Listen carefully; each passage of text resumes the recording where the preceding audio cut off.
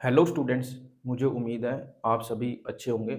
आज मैं आपको बहुत ही इम्पोर्टेंट टॉपिक करवाने जा रहा हूँ। इस टॉपिक का नाम है splitting the middle term method, और इसको मिडल टर्म स्प्लिटिंग मेथड भी बोलते हैं। बहुत सारे बच्चों को मिडल टर्म स्प्लिटिंग मेथड नहीं आता, तो उसी को देखते हुए मैं ये वीडियो बना रहा हूँ। इसके अलावा मेजोरिटी ऑफ बच्चों को इसके क्वेश्चन सोल्व करने नहीं आते। अगर आप मिडल टर्म स्प्लिटिंग मेथड को बिल्कुल बेसिक से सीखना चाहते हैं तो इस वीडियो को पूरी देखना। वैसे तो middle term splitting method class 8 से शुरू हो जाता है। क्लास 8 में एक चैप्टर है फैक्टराइजेशन, उसके अंदर मिडल टर्म स्प्लिटिंग के क्वेश्चन आते हैं। फिर क्लास 9th के अंदर पोलिनोमियल के अंदर भी मिडल टर्म स्प्लिटिंग मेथड के क्वेश्चन आते हैं। और 10th क्लास के अंदर तो ये भरा हुआ है। जैसे कि चैप्टर नंबर 2 पोलिनोमियल के अंदर मिडल टर्म स्प्लिटिंग मेथड के बिना तो क्वेश्चन ही नहीं हो सकते। जिन बच्चों को मिडल टर्म स्प्लिटिंग मेथड नहीं आता वो क्लास 10th चैप्टर 2 नहीं कर पाएंगे। इसके अलावा क्लास 10th के अंदर ही चैप्टर नंबर 4 है क्वाड्रेटिक इक्वेशन, उसके अंदर भी मिडल टर्म स्प्लिटिंग है। जिन बच्चों को नहीं आती वो वहां फंस जाएंगे। तो कहने का मतलब है आप इस टॉपिक से बच के नहीं जा सकते। अगर आप चाहते हैं आपके मैथमेटिक्स में अच्छे नंबर आए तो उसके लिए आपको ये मेथड आना बहुत जरूरी है। मिडल टर्म स्प्लिटिंग मेथड को करने के कुछ स्टेप होते हैं, आपको उन स्टेप्स को फॉलो करना है। अगर आप उन स्टेप्स को फॉलो करेंगे तो आपका क्वेश्चन कभी भी गलत नहीं होगा। देख लेते हैं वो स्टेप कौन कौन से हैं।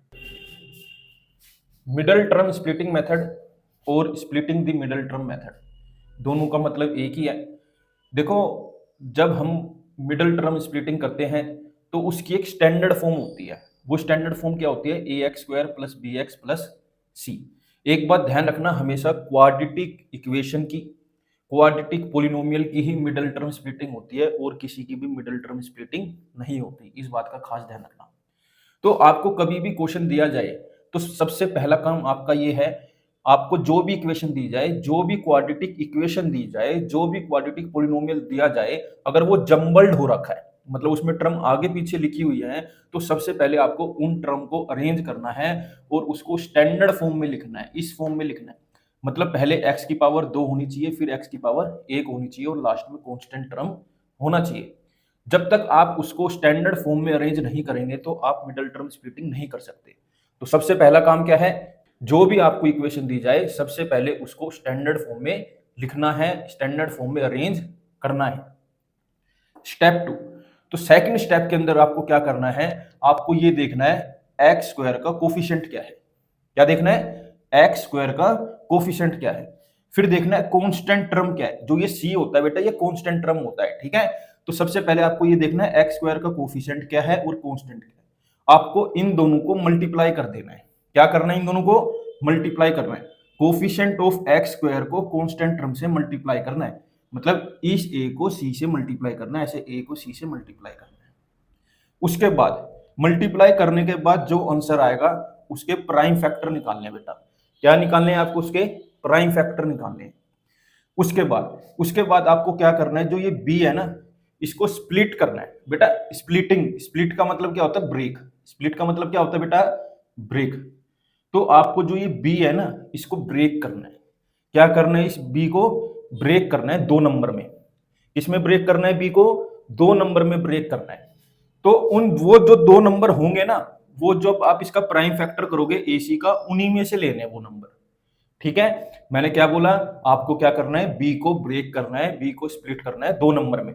और वो 2 नंबर कहां से लेने हैं? जो हम एसी का प्राइम फैक्टर करेंगे उसमें से। तो हमें वो 2 नंबर कुछ इस तरीके से लेने हैं। अगर मैं उन दोनों नंबर को प्लस करूं तो मेरा बी आना चाहिए। क्या आना चाहिए? बी। अगर मैं उन दोनों नंबर को मल्टीप्लाई करूं तो मेरा ए सी आना चाहिए। क्या आना चाहिए? ए सी आना चाहिए, ठीक है। अगर आपने इतना काम कर लिया तो आपका बेड़ा पार हो जाएगा। जैसे ही हम मिडिल टर्म स्प्लिटिंग करेंगे उसके बाद हमारे पास 2 टर्म आएगी। कितनी टर्म आएगी? 2। अब मैं आपको एक एग्जाम्पल के थ्रू समझाने की कोशिश करता हूं कि स्प्लिटिंग द मिडिल टर्म कैसे करते हैं। आपको क्या करना है? कोफिशिएंट ऑफ एक्स स्क्वायर लेना है। क्या करना है? कोफिशिएंट ऑफ एक्स स्क्वायर लेना है और उसको कांस्टेंट टर्म से मल्टीप्लाई करना है। कांस्टेंट टर्म से मल्टीप्लाई करना है। तो इसके अंदर हमने देखा कोफिशिएंट ऑफ एक्स स्क्वायर तो कुछ भी नहीं है, जिसके आगे कुछ भी नहीं होता उसके आगे 1 होता है, मल्टीप्लाई। कांस्टेंट टर्म क्या है इसके अंदर बेटा? 12। आपको ऐसे करना है, ठीक है। 1 12 जा 12, तो ये 12 आ गया। वो 12 भी किसका है? ये प्लस का। ये साइन का जरूर ध्यान रखना जी। तो अब हमें 7 को इस तरीके से स्प्लिट करना है कि प्लस या माइनस करूं तो 7 आ जाए। क्या कह रहा हूं मैं? प्लस या माइनस करूं तो मेरा क्या आ जाए? प्लस का 7 आ जाए। क्या आ जाए? प्लस का 7। अगर मैं मल्टीप्लाई करूं तो मेरा प्लस का 12 आ जाए। अब मुझे ऐसे नंबर फाइंड करने हैं। अब वो नंबर मिलेंगे कहां से? अब हम क्या करेंगे? 12 का प्राइम फैक्टर करेंगे ऐसे। 2 6 जा 12, 2 3 जा 6, 3 1 जा 3। तो हमारे पास ये नंबर आए हैं 2 2 3। अब हमें इन 3 नंबर से खेलना है। जैसे कि 2 2 2 जा 4, ये हो गया 3। अब मैंने देखा 4 + 3 करूंगा तो 7 और 4 3 जा 12। तो वो दो नंबर क्या आ गए मेरे पास? 4 और 3। वो दो नंबर क्या आ गए मेरे पास? 4 और 3। और ये दोनों ही नंबर प्लस के रहेंगे। किसके रहेंगे? प्लस के। तो देखो कैसे लिखना है, एक्स स्क्वायर प्लस, जो छोटा नंबर होता है उसको पहले लिखते हैं 3x प्लस में 4x प्लस में 12। अब देखो यहां पर मैंने 7 को दो नंबर में ब्रेक करा है, 3x प्लस 4x। अगर मैं इन दोनों को सोल्व करूंगा तो क्या आएगा मेरा? 7x। अगर इन दोनों को मल्टीप्लाई करूंगा तो क्या आएगा मेरा? 12। ठीक है। अब देखो, अब हमें क्या करना है, गेम यहीं पर ही है सारी की सारी। अब हमें क्या करना है, इन दोनों में से कॉमन लेना है, और ये साइन के साथ इन दोनों में से कॉमन लेना है। एक्स स्क्वायर प्लस 3x, इसमें क्या कॉमन नजर आ रहा है? x। तो यहां से क्या बच गया? सिर्फ x प्लस ये वाला x तो हमने कॉमन ले लिया, क्या बच गया? 3। अब देखो प्लस 4x प्लस 2 है, इसमें से कॉमन लेना है, तो क्या कॉमन नजर आ रहा है मेरे को? प्लस का 4। तो यहां से 4 तो कॉमन आ गया, यहां क्या बच गया? x प्लस, ये साइन का ध्यान रखना है जी आपको, ठीक है। अब 4 के टेबल में 12 कब आता है? 3 पे। हमेशा ध्यान रखना ये दोनों सेम आएंगे, ये दोनों क्या आएंगे? सेम आएंगे। अब देखो यहां पर दो टर्म आ गई बेटा, देखो एक टर्म ये रही और एक टर्म ये रही। यहां पर मैंने ये लिखा था after splitting the middle term into 2 terms, ठीक है। यहां पर कितनी आएगी? 2 टर्म आएगी। अब देखो इन दोनों में देखो क्या कॉमन है, इन दोनों टर्म्स में देखो क्या कॉमन है। तो इन दोनों टर्म में हमने देखा x प्लस 3 कॉमन है। क्या कॉमन है? x plus 3। तो यहां से मैंने x प्लस 3 ले लिया, तो इधर क्या बच गया? सिर्फ x प्लस, यहां से x प्लस 3 कॉमन ले लिया तो क्या बच गया भैया? प्लस 4। यही आपका आंसर है, यही आपका आंसर है, x प्लस 3 x प्लस 4। मुझे उम्मीद है आपको ये क्वेश्चन समझ आया होगा। अगर समझ आ गया तो बहुत अच्छी बात है, नहीं आया तो वीडियो को एक बार और देखना, आपको समझ आ जाएगा। मैं आपको इसी पैटर्न पर कम से भी कम 10 क्वेश्चन करके दिखाऊंगा। तो आप सिर्फ एक काम करना, इस वीडियो को आराम से बैठ के देखना और फिर इन सभी क्वेश्चंस को अपने आप कर करके देखना। मैं इस बात की गारंटी दे रहा हूं, आपको स्प्लिटिंग द मिडिल टर्म अच्छे से आ जाएगा। लेकिन ये आएगा उसी बच्चे को जो पूरी वीडियो को अच्छे से देखेगा, कॉपी पेन लेके बैठेगा और मेरे साथ साथ क्वेश्चंस करेगा। नेक्स्ट क्वेश्चन देख लेते हैं क्या है। ये एग्जाम्पल 2 है, x square plus 11x plus 28। तो सबसे पहला स्टेप ही क्या होता है, हमें ये देखना है क्या ये स्टैंडर्ड फॉर्म में लिखा है। हमने देखा हाँ ये स्टैंडर्ड फॉर्म में लिखा है, पहले एक्स स्क्वायर है फिर x1 है फिर कांस्टेंट टर्म, इसका मतलब ये स्टैंडर्ड फॉर्म में तो है। अब आपको कंफ्यूजन हो रही होगी स्टैंडर्ड फॉर्म क्या होती है, तो बेटा स्टैंडर्ड फॉर्म ये होती है ax square plus bx plus c। तो मिडिल टर्म स्प्लिटिंग उन्हीं इक्वेशंस की होंगी जो इस फॉर्म में होंगी, ठीक है। तो सबसे पहले आपको क्या करना है, जो भी आपको क्वेश्चन दिया जाए उसको स्टैंडर्ड फॉर्म में अरेंज करना है, ठीक है। उसकी सभी टर्म को स्टैंडर्ड फॉर्म में अरेंज करना है, लेकिन यहां तो पहले से ही अरेंज है तो हमारा काम आसान हो गया। सेकंड स्टेप क्या था, हमें क्या करना है, एक्स स्क्वायर का जो कोफिशिएंट है उसको मल्टीप्लाई करना है कांस्टेंट टर्म से। अब यहां पर एक्स स्क्वायर का तो कोफिशिएंट है ही नहीं, इसका मतलब वो क्या है? 1। कांस्टेंट टर्म कितनी है? 28, ठीक है। अब 1 को 28 से मल्टीप्लाई करेंगे तो क्या आएगा? 28। फिर हमें 28 के क्या करने हैं? Prime factor. ऐसे 2 के टेबल में 1 जा पे 4 जा पे, 2 के टेबल में 7 जा पे 7 1 जा 7। तो हमारे पास टर्म आई 2, 2 और 7, 2, 2 और 7 आया। अब हमें करना क्या है, मिडल टर्म स्प्लिटिंग करनी है। तो हमारा है क्या मिडल टर्म में, प्लस का 11, क्या है भाई, प्लस का 11, और हमारा 28 भी किसका है बेटा, प्लस का। बेटा साइन का जरूर ध्यान रखना है आपको, ठीक है। कोफिशिएंट ऑफ एक्स स्क्वायर के आगे कौन सा साइन है, पॉजिटिव, तो लगाने की जरूरत है नहीं। कांस्टेंट के आगे कौन सा साइन है, प्लस, तो भी लगाने की जरूरत नहीं है। अगर माइनस होता तो हम यहाँ पर माइनस लगाते, अभी आगे वही वाले क्वेश्चन करवाऊंगा। अब यहाँ पर मिडल टर्म स्प्लिटिंग, तो मिडल टर्म देखो क्या है, प्लस की 11, क्या है, प्लस की 11। तो अब हमें क्या करना है, ऐसे नंबर ढूंढने हैं जब हम प्लस या माइनस करें तो हमारा 11 आए, क्या आए, 11, प्लस का 11 आए, और हम मल्टीप्लाई करें तो हमारा प्लस का 28 आए। अब वो दो नंबर कहां से लाएं सर जी, वो दो नंबर यहां से लाएंगे हम, कहां से लाएंगे, जो अभी अभी हमने प्राइम फैक्टर करे हैं उनसे। ये क्या होता है, 2 2 जा 4, और ये हो गया 7, 4 7 जा 28, 4 + 7 11, लो बन की बात। इसमें छोटा क्या है 4, तो इसको ऐसे लिखो, एक्स स्क्वायर प्लस में 4x प्लस में 7x प्लस में 28। अब देखो +4 + 7 करूंगा तो क्या आएगा, प्लस का 11, तो प्लस 11 ही चाहिए था मेरे को, ठीक है। अगर इन दोनों को मल्टीप्लाई करूंगा तो प्लस का 28, मल्टीप्लाई करूंगा 4 7 जा 28। समझ गए कैसे करना है, उम्मीद है आप समझ गए होंगे। अभी ऐसे 10 क्वेश्चन कराऊंगा, आपके दिमाग में इसको बिल्कुल फिट कर दूंगा मैं आज। ये देखो अब हमें कॉमन लेना है, यहाँ पर क्या लेना है, कॉमन, पहले दो में से और आखिरी दो में से। देखो कॉमन किन में से लेना है, यहीं से अलग से लिख के दिखा देता हूं, एक्स स्क्वायर प्लस 4x में से, और इधर क्या है साइन के साथ उतारो, +7x प्लस 28, इन दोनों में से कॉमन लेना है, ठीक है। ये साइन जरूर उठा के लेके आना है, अगर किसी बच्चे से गलती होती है तो इसको बिल्कुल अलग लिख लो जी, ठीक है। अब ये देखो एक्स स्क्वायर प्लस 4x, अगर मान लो कोई बच्चा बहुत ज्यादा कमजोर है, उसको समझ ही नहीं आ रहा है यहाँ से क्या कॉमन आएगा, बेटा एक्स स्क्वायर का मतलब क्या है, यहाँ पर x 2 बार है ऐसे, ठीक है, प्लस ये 4x है। अब बताओ इन दोनों में से क्या कॉमन है, कहोगे भैया यहाँ भी x है यहाँ भी x है, तो x कॉमन है, तो x ऐसे कॉमन ले लो। तो इन दोनों में से एक x तो आप बाहर ले आए, एक x अंदर रह गया, तो उसको ऐसे लिख लो। ये वाला x तो आप बाहर ले आए, तो यहाँ क्या बच गया 4, तो यहाँ पर ये आएगा। ऐसे इन दोनों में देखो क्या कॉमन है, इन दोनों में देखा भैया दोनों में प्लस है तो प्लस लगाओ, भैया ये दोनों 7 के टेबल में आते हैं तो 7 ले लो, तो यहाँ क्या बच गया x, यहाँ क्या बच गया 7 के टेबल में 28 कब आता है 4 पे, तो ऐसे कॉमन ले लो, आपको कोई दिक्कत है तो, ठीक है, ऐसे कॉमन ले लो आप। तो जिन बच्चों को कॉमन लेने में दिक्कत आती है उन बच्चों के लिए मैंने ऐसे करा है, ठीक है। तो इन दोनों में क्या कॉमन था बेटा x, यहाँ से क्या बच गया x, यहाँ से x हमने ले लिया, क्या बच गया 4, प्लस में इन दोनों में क्या कॉमन है 7, ये क्या होगा x, यहाँ क्या बच गया प्लस 7 के टेबल में 28 कब आता है 4 पे, ऐसे देखो यही चीज मैंने लिखी है, देखो ये रही ये। अगर आप अभी सीख रहे हैं, आपको कोई दिक्कत है तो आप इन दोनों टर्मों को अलग अलग लिख लो, इन दोनों को और इन दोनों को बिल्कुल अलग लिख लो, जैसे मैंने यहाँ पर रखी है, ठीक है। ऐसे एक को ऐसे रख लो, दूसरे को ऐसे रख लो, जो आंसर आए उसको यहाँ पर ऐसे फिट कर दे। शुरुआती दिन है, प्रैक्टिस करोगे आ जाएगा। अब देखो अब गेम यहां पर भी है, अब ये देखो इसमें साइन के साथ देखना होता है बेटा, किसके साथ देखना होता है, साइन के साथ। अब इन दोनों में देखो क्या कॉमन है, भैया इन दोनों में तो x + 4 कॉमन है, तो ले लो x + 4 मैंने ले लिया। अब x + 4 तो यहां से ले लिया, यहाँ क्या बच गया सिर्फ भैया x बच गया, प्लस भैया इस टर्म में से क्या बच गया x + 4 तो मैंने बाहर ले लिया, क्या बच गया +7।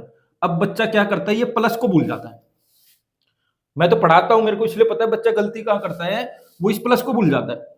तो ये क्या होगा बेटा +7, तो इसका आंसर क्या आ गया x + 4 x + 7, ये इसका आंसर है।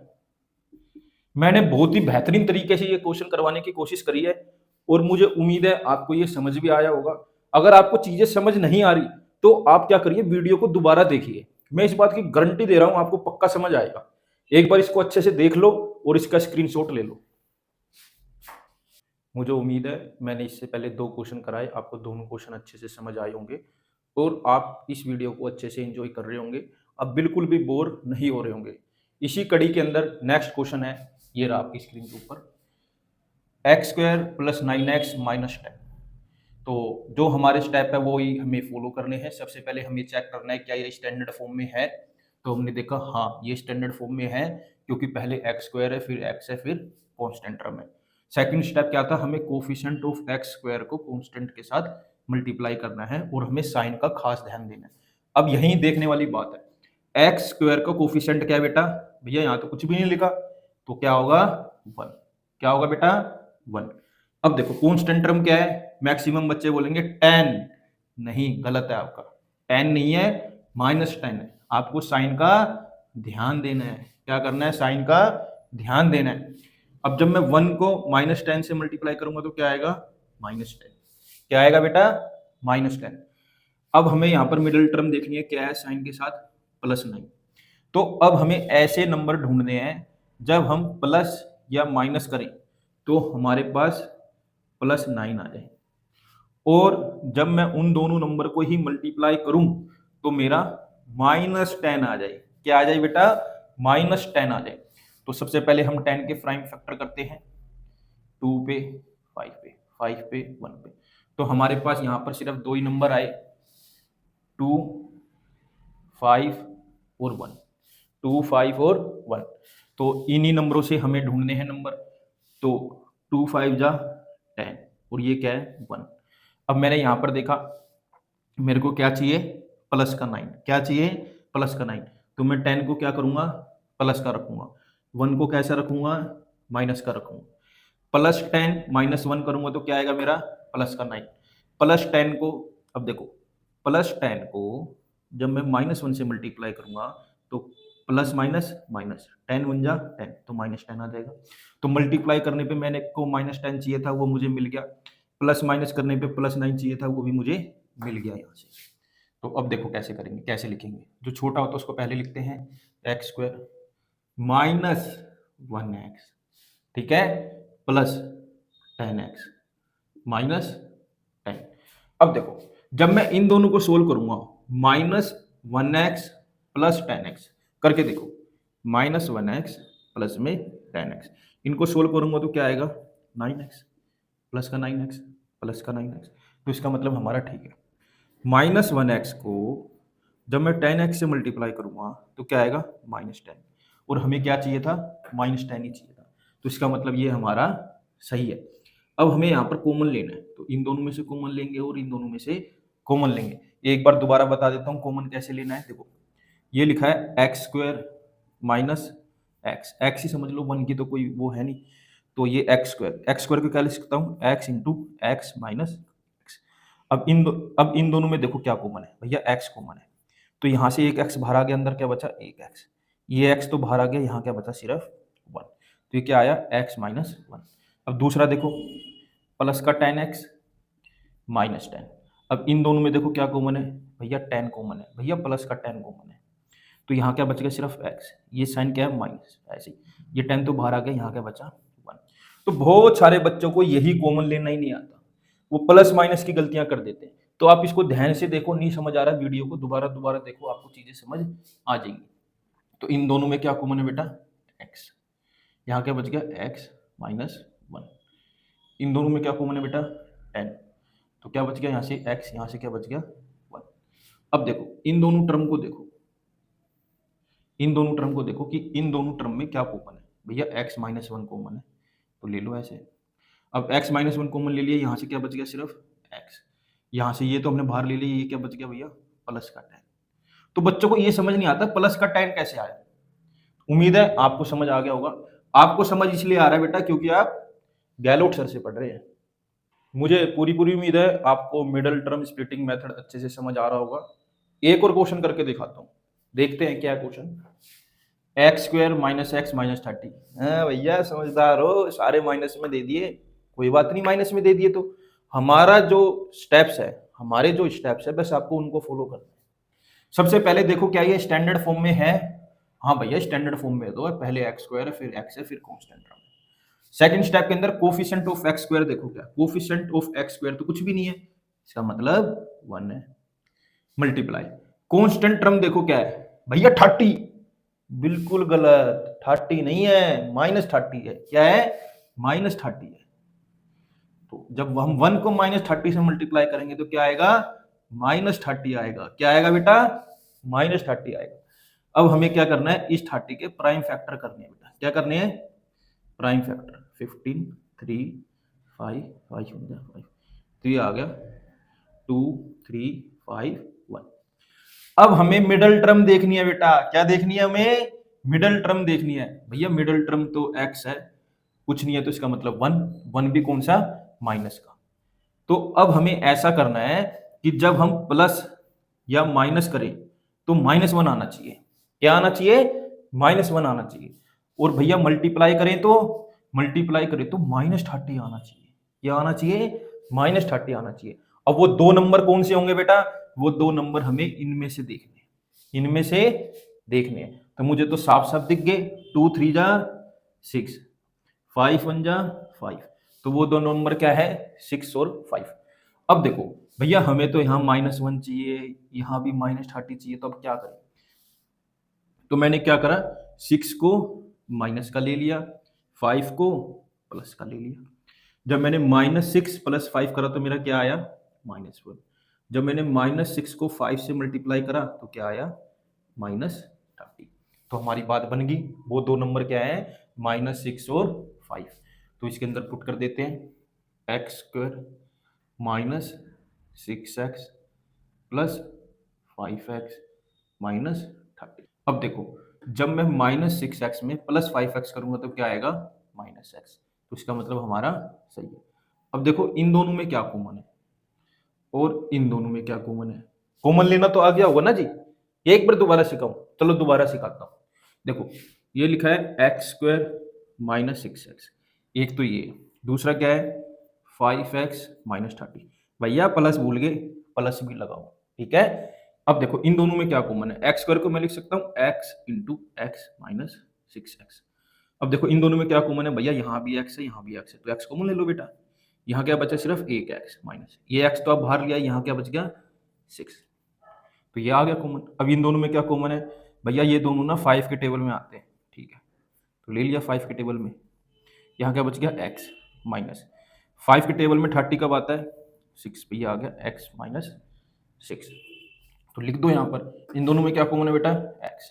तो यहाँ से बच गया x, यहाँ बच गया 6, प्लस इन दोनों में क्या कॉमन है बेटा? 5। 5 तो हम बाहर लिया, यहाँ क्या बच गया? x माइनस 5 के टेबल में 30 कब आता है? 6 पे, ठीक है।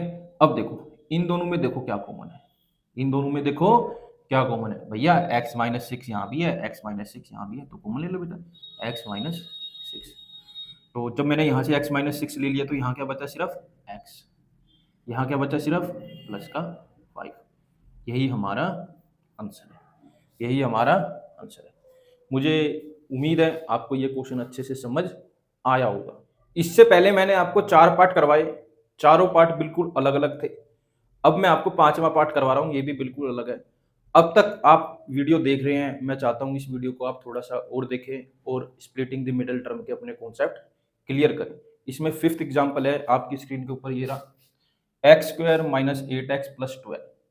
तो हमें क्या करना है, कभी भी हम मिडल टर्म स्प्लिटिंग मेथड से क्वेश्चन को करें तो सबसे पहला काम है हमें इसके स्टेप्स को फॉलो करना है।